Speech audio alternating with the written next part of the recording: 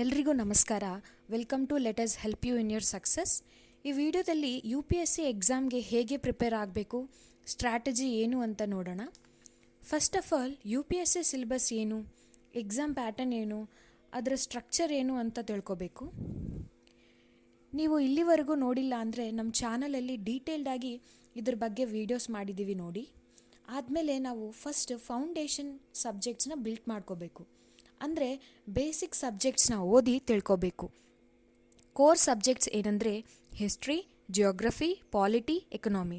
ಹೀಗೆ ಮುಂದೆ ಈ 4 ಸಬ್ಜೆಕ್ಟ್ಸ್ಗೆ ಸಂಬಂಧಿಸಿದ NCERTs ಓದಬೇಕು. ಅದಾದಮೇಲೆ ಸ್ಟ್ಯಾಂಡರ್ಡ್ ಬುಕ್ನ ಓದಬೇಕು. ಹೀಗೆ ಫಸ್ಟ್ ನಾವು ಬೇಸಿಕ್ಸ್ನ ಕಂಪ್ಲೀಟ್ ಮಾಡ್ಕೊಂಡಾದ್ಮೇಲೆ ನ್ಯೂಸ್ ಪೇಪರ್ ರೀಡಿಂಗ್ನ ಸ್ಟಾರ್ಟ್ ಮಾಡಬೇಕು.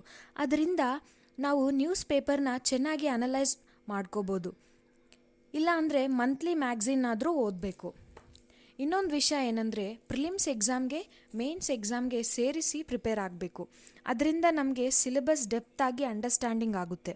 ಆದಮೇಲೆ ಆಪ್ಷನಲ್ ಸಬ್ಜೆಕ್ಟ್ ಮೇಲೆ ಫೋಕಸ್ ಮಾಡಬೇಕು. ಫಸ್ಟ್ ನಾವು ಫೌಂಡೇಶನ್ ಸಬ್ಜೆಕ್ಟ್ಸ್ನ ಓದಿದ್ರಿಂದ ನಮಗೆ ಯಾವ ಸಬ್ಜೆಕ್ಟ್ ಮೇಲೆ ಜಾಸ್ತಿ ಇಂಟ್ರೆಸ್ಟ್ ಇದೆಯೋ ಅದನ್ನು ನಾವು ಆಪ್ಷನಲ್ ಸಬ್ಜೆಕ್ಟಾಗಿ ಸೆಲೆಕ್ಟ್ ಮಾಡ್ಕೋಬೇಕು. ಆಪ್ಷನಲ್ ಸಬ್ಜೆಕ್ಟ್ನ ಇಂಟೆನ್ಸ್ ಆಗಿ ಸ್ಟಡಿ ಮಾಡಬೇಕು. ಆಪ್ಷನಲ್ ಆದಮೇಲೆ ಜನರಲ್ ಸ್ಟಡೀಸಲ್ಲಿ ಸ್ಪೆಸಿಫಿಕ್ ಟಾಪಿಕ್ಸ್ನ ಆ್ಯಂಡ್ ಕರೆಂಟ್ ಇವೆಂಟ್ಸ್ನ ಲಿಂಕ್ ಮಾಡಿಕೊಂಡು ಓದಬೇಕು. ಅದಾದಮೇಲೆ CSATಗೆ ಪ್ರಿಪೇರ್ ಆಗಬೇಕು.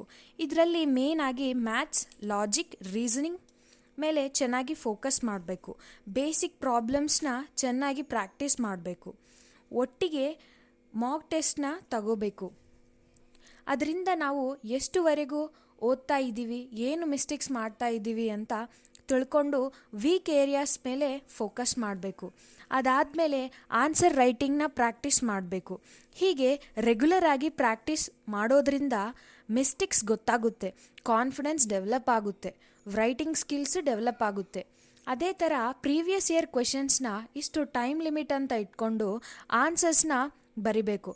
ಹೀಗೆ ರೆಗ್ಯುಲರ್ ಆಗಿ ಪ್ರಾಕ್ಟೀಸ್ ಮಾಡ್ತಾ ಇರಬೇಕು. ಆದಮೇಲೆ ನಮ್ಮ ವೀಕ್ ಏರಿಯಾಸ್ ಏನು ಅಂತ ನೋಡಿಕೊಂಡು ಅದ್ರ ಮೇಲೆ ಫೋಕಸ್ ಮಾಡಬೇಕು.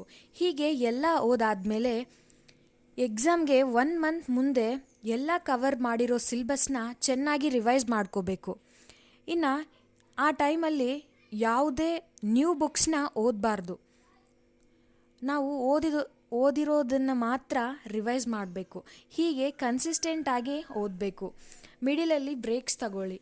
ಪಾಸಿಟಿವ್ ಆಗಿ ಇರಿ. For more videos like, share and subscribe. All the best for your preparation. Thank you.